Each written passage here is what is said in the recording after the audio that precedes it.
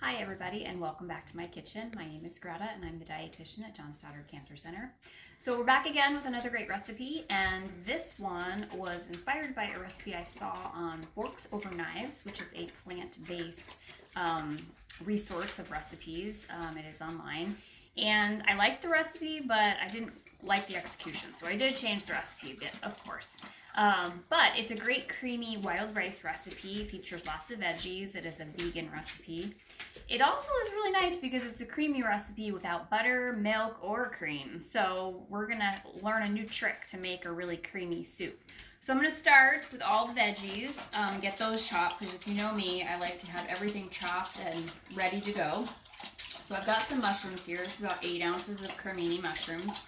So as I've said it before in plant-based recipes, mushrooms add that meatiness that you don't have by not using any meat in the recipe.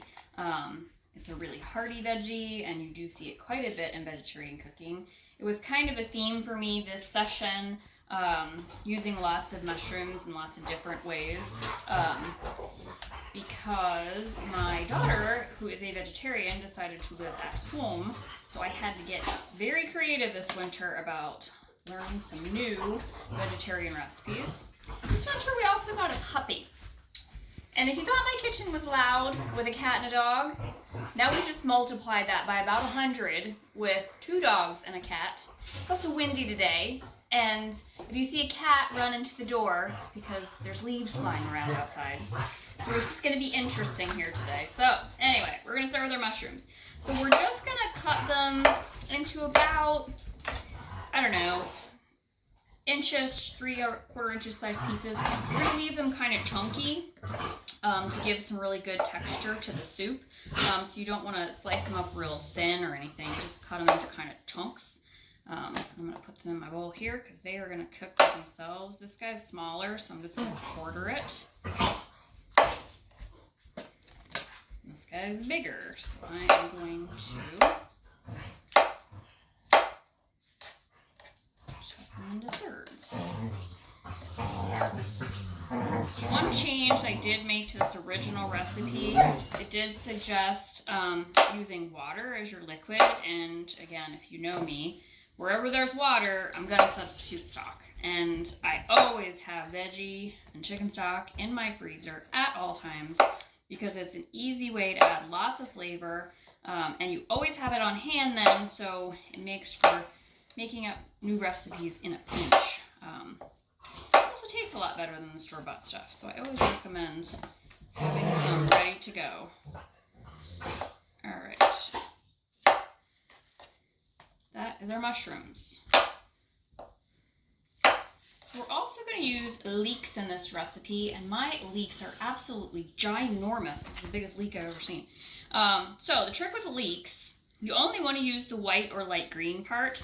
This part has no flavor and it's really tough. So we're just going to cut off that really tough end. And then we're going to cut off my other end. I am going to take the outside layer off. The sneaky thing about leeks, what I want to show you, is that the soil that they grow in is very sandy and it often gets stuck up inside the layers. So I'm going to show you kind of a trick. Cut that end off. Alright, so you slice it the long way first like this, and then you can rinse it, and then the water gets in between the layers, so you can get the dirt out.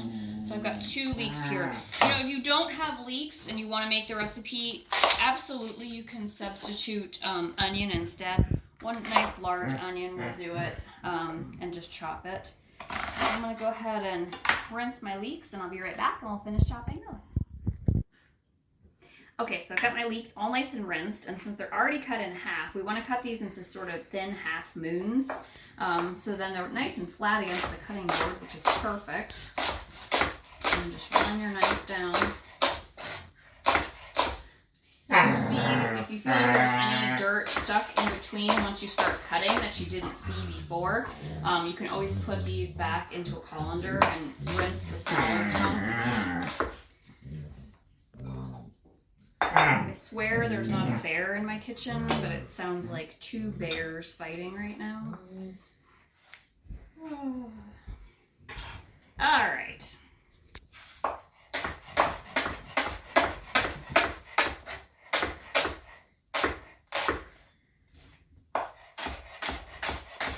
These are literally the biggest leeks I've ever seen.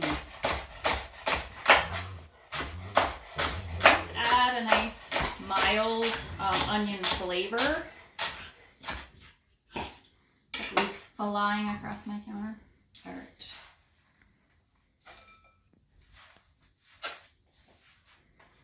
Leeks. And one more.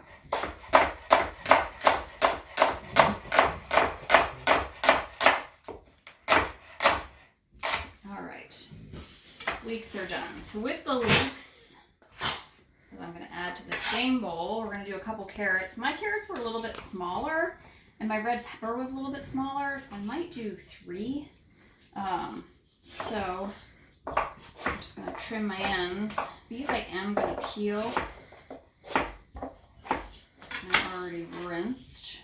So I'm going to peel those in a minute. Here's my red pepper. I'm going to show you my red pepper cutting trick if you haven't seen it before. I'll start by cutting off one side. And then I just go around the core like this. And then you're just left with the middle. Get rid of that.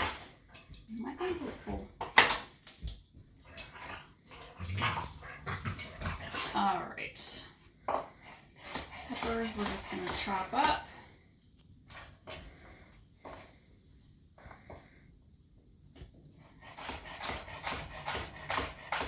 Now I know the produce that you're going to get from Prudent Produce is organic. And you know, it's not always, you know, I don't always use organic produce, but there are certain produce items that I do buy organic all the time because they are on the Dirty Dozen. So every year the Environmental Working Group looks at conventionally grown produce and figure out which ones have the highest pesticide residues, and they go on the dirty list. So it really doesn't have anything to do with dirt, it's about pesticide residue. So peppers are on the dirty list, so I do tend to only buy organic peppers or eat the peppers that come out of my own garden. Fortunately, the ones you get from Prudent Produce are definitely going to be organic, so you won't have to worry about that. So that's why using things seasonally, eating them when they are in season, they will be less expensive to buy organically because they won't have to come as far, and we can use local. All right, that's that part. So the next is my carrots. And I'm just going to give them a little peel. Now carrots are something that we do grow in Iowa, and in the fall, and when it starts to get cooler, our cool weather carrots, called Bolero carrots, is one of the cooler weather carrots. Because they are a cooler weather carrot, they are super sweet. So I always look forward to fall when we've got local, delicious, sweet carrots. Now carrot takes a little bit longer to cook, obviously. So I'm going to cut it into smaller pieces than I am going to cut my mushrooms. And the mushrooms are going to cook up by themselves, so they get time. So these I'm going to cut into a little bit smaller pieces. All right, carrot. So think this is a soup, so I want them kind of in little chunks. Cut in half. Cut in half again. Half again. And then it makes just perfect little spoonful size cuts of carrot. So I'm going to finish working on my carrots here, and we'll be right back, and I'll finish up the rest of the ingredients. Okay, so I've got my carrots, my peppers, my leeks all done, mushrooms are ready. So now I'm going to go ahead and chop up 4 cloves of garlic. Everybody everybody knows how much I love chopping garlic. It's my absolute fave. I will say, if I have a lot of garlic to do and I'm feeling particularly lazy, then I will get out my chopper that I use to chop nuts, and I will chop my garlic in there. Alright, so we're going to mince up our garlic. I don't know why everything's flying off my cutting board today. I think I'm chopping too fast. Alright. So we are going to use some fresh herbs in here. If you don't have fresh herbs, you can substitute dry herbs. I am very lucky. My rosemary and my thyme both survived the winter in my greenhouse. So I did have both, and you can use either one. You could add a little bit of both if you wanted to, and that's fine too. But I chose today, I wanted rosemary, so I'm going to do some fresh rosemary. But thyme works well too. Alright. So I am going to finish up chopping this garlic, and that takes care of all of our veggies for this. On my stove right now, I'm going to walk over there, I'm going to show you. I've got a pot on, and there is a tablespoon of olive oil in there, and I'm turning it on medium-high heat, and I'm going to let that start heating up while I come back and finish my garlic. Because we're going to do our mushrooms first. And that's going to take about 8 minutes or so until they turn kind of nice and golden brown.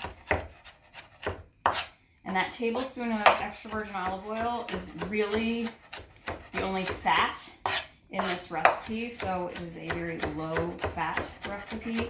And like I said, there is no cream, there is no butter, there is no milk, but it is going to be surprisingly creamy and rich when we get done. So I think my garlic looks pretty good. Alright, that's good. So we're going to come back in just about a minute when my oil's heated up, and I'm going to show you how to cook the mushrooms. Okay, so my oil is nice and hot, and if you're not sure if your oil's ready to go, wooden spoon, if you set it down in your oil and little bubbles form around your spoon, you're ready to go. I kind of do the hand trick. I kind of put my hand in. You can also smell olive oil as it's heating. And once you start smelling it, it's ready. So we're going to go ahead and put our mushrooms in. These guys are going to cook in here, like I said, about 8 minutes until they start turning a bit golden brown. We are not going to add any salt to these right now, because if you put the salt in with the mushrooms too soon, it's going to pull all the water out and it's going to make them sort of tough and spongy. So we're not going to salt them right now. We're going to wait until they cook. So we're going to come back when they're golden brown and add the rest of our veggies. Alright, my mushrooms are cooking away, so I'm going to quick chop up my rosemary so we'll have that ready to go. So this is the rosemary. It's a nice firm stem. It has a beautiful smell. It's wonderful. So to take your little pieces of rosemary off the stems, you just hold on to the top of it and pull down. You'll strip all the rosemary off that tough stem, and then the very top ones I just kind of pinch off like that. So I'm going to do that with my other stem, and I'm going to get it chopped up, and then we'll be back in just a few minutes. Okay, I'm back because the mushrooms are done, so I want to show them to you. So since we didn't add salt to them, get it off further, they really held their shape, and they're starting to turn golden brown, so we know they are perfect. So I'm going to go ahead and add the rest of my veggies, the leeks, the red pepper, and the carrots. And then once you have those in, you can go ahead and season this. So you can salt and pepper it now. We're going to let this cook down for about 5 minutes until the veggies just start to get soft. And we'll come back and see what it looks like. Alright, so my veggies are nice and softened. So if my cameraman can come in and show you, the leeks are all wilted down. It looked like a lot initially, but they've really cooked down. They're nice and soft now. I'm going to go ahead and add my garlic. And this is where just heat your garlic for about a minute until that magic moment when you can start to really smell it. So when it starts to get really fragrant in there,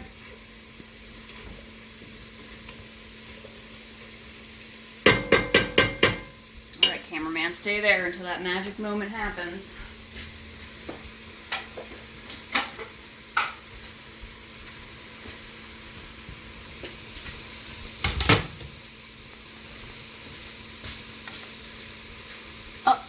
There it is. I can smell it.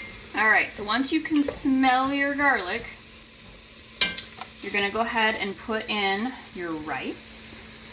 So what I did, so it calls for wild rice. I had little bits of wild rice and whole grain brown rice, and I just kind of combined all my rices together.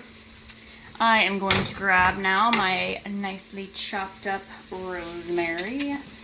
And we're going to put that in. So we've let that rice sort of heat in there. It kind of coats with the oil and the veggies.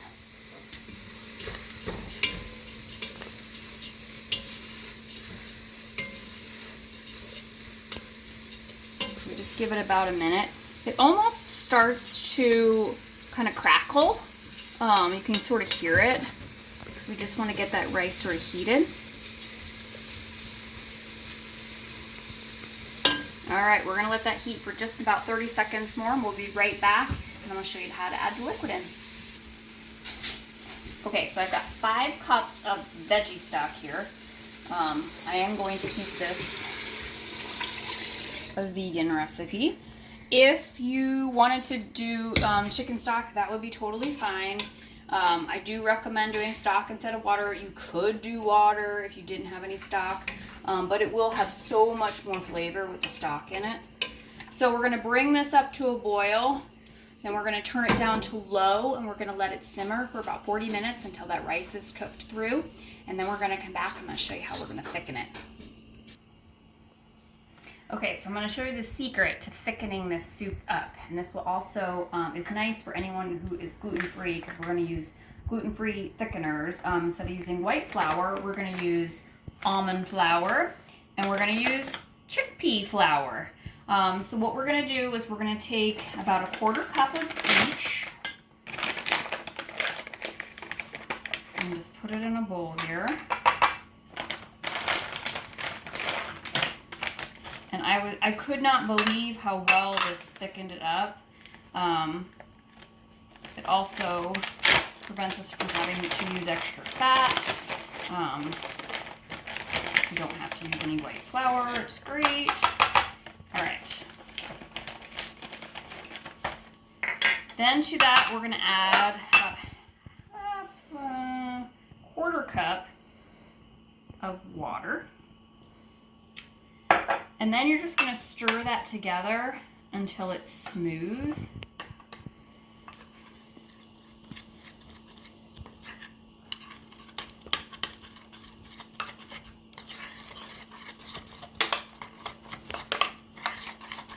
Get all the lumps and bumps out.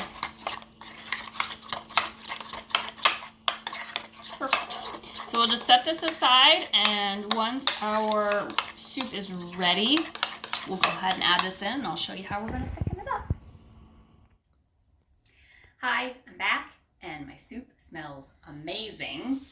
All the ingredients have all cooked and gotten softened together, and all the taste of all of the stock and everything is kind of, oh, it's amazing. So the rice is fully cooked, and it's helped thicken this just a little bit, but now we're going to make it creamy. So remember that almond flour, chickpea flour mixture that we made a little while ago. I'm going to go ahead and add that in. And you're going to see the texture of this really evolve.